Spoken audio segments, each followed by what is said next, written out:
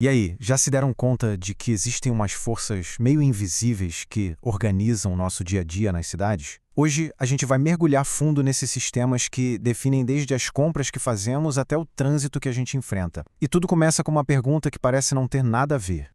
Pois é, parece uma pergunta meio sem pé nem cabeça, né? Mas a resposta, na verdade, revela muita coisa sobre como as cidades funcionam. Acredite, tanto a liquidação quanto o engarrafamento são produto da mesmíssima estrutura. A forma como a economia e o espaço físico da cidade conversam entre si. No fundo, são dois lados da mesma moeda urbana. E o coração pulsante dessa estrutura toda é o que a gente chama de setor terciário. Pensa nele como se fosse o sistema operacional da nossa sociedade, sabe? É nesse setor que os produtos são vendidos e os serviços são prestados, desde a padaria da esquina até os grandes hospitais e escolas.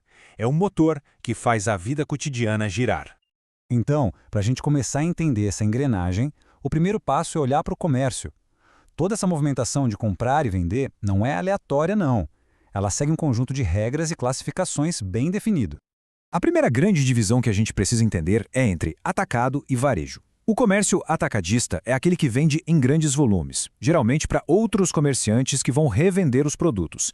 Já o varejista, bem, o varejista é o nosso dia a dia. É o supermercado, a lojinha do bairro, onde a gente vai para comprar as coisas em pequenas quantidades, para o nosso consumo. Outra separação super importante é entre o comércio formal e o informal. O formal é a loja com o CNPJ, que paga imposto, tudo certinho, com direitos garantidos. O informal, por outro lado, é o que acontece nos espaços públicos, como os vendedores ambulantes ou as feiras. Ele funciona sem registro e, por causa disso, sem as mesmas garantias e impostos. Tá, mas toda essa atividade econômica precisa acontecer em algum lugar, certo? Ela precisa de um palco. E esse palco é a cidade. Entender como esses centros todos surgem e se desenvolvem é a próxima peça do nosso quebra-cabeça. Basicamente, existem dois jeitos principais de uma cidade nascer. De um lado, a gente tem as cidades espontâneas, como o Rio de Janeiro, que vão crescendo de forma orgânica com o tempo, sem um plano inicial.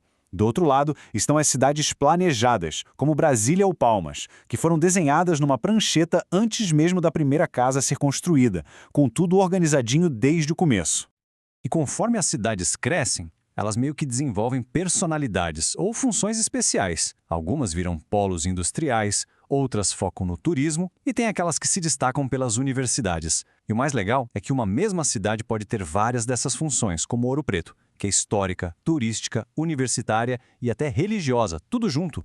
Claro, nenhuma cidade é uma ilha. Com tantas funções diferentes, elas acabam formando uma rede gigantesca de influência. E assim que surge uma hierarquia, uma verdadeira teia que conecta todas elas. Essa tal de hierarquia urbana funciona como uma escada mesmo. Lá na base, no primeiro degrau, estão os centros locais, que cuidam mais das suas próprias necessidades. Conforme a gente sobe, as cidades vão ficando maiores e oferecendo serviços mais especializados, o que acaba atraindo gente das cidades menores ao redor. E no topo dessa escada está a metrópole. Cidades como São Paulo ou Curitiba são as potências da rede. Elas concentram os serviços mais complexos, as maiores indústrias e um comércio super diversificado. A influência delas se espalha pelo país inteiro. E essa frase resume o ponto perfeitamente. A influência de uma metrópole não tem fronteiras. Ela funciona como um nó central na rede econômica e social, conectando a sua região com o resto do mundo. Só que todo esse sistema de comércio, crescimento e influência tem um preço. E quando a expansão das cidades acontece muito rápido e sem planejamento, os desafios podem ser enormes. Para a gente visualizar isso, vamos fazer uma pequena viagem no tempo. Olha só essa imagem de Ribeirão Preto, lá em 1957. Era uma cidade relativamente pequena, com muitos espaços vazios, uma paisagem bem diferente da que a gente vê hoje em dia. Agora corta para 65 anos depois. A mesma cidade. O contraste é impressionante. Esse crescimento gigantesco expandiu o que a gente chama de mancha urbana, a área construída da cidade, que foi cobrindo a paisagem com novas casas, prédios e ruas. E para colocar isso em números, a população de lá aumentou em mais de 600 mil pessoas. É muita gente, um volume imenso de pessoas precisando de moradia, transporte, saúde, educação. E aí, claro, começam a surgir os desafios. Exatamente. Quando esse crescimento todo acontece sem um planejamento adequado para absorver essa demanda toda, os problemas se tornam inevitáveis e acabam afetando a qualidade de vida de todo mundo. E os desafios vêm em cascata, um puxando o outro. A mobilidade trava com engarrafamentos e transporte público lotado. A busca por moradia acaba levando as pessoas para áreas de risco, como encostas de morros. A infraestrutura básica, como o saneamento, não consegue acompanhar esse ritmo. E, no fim, os serviços de saúde e educação ficam sobrecarregados.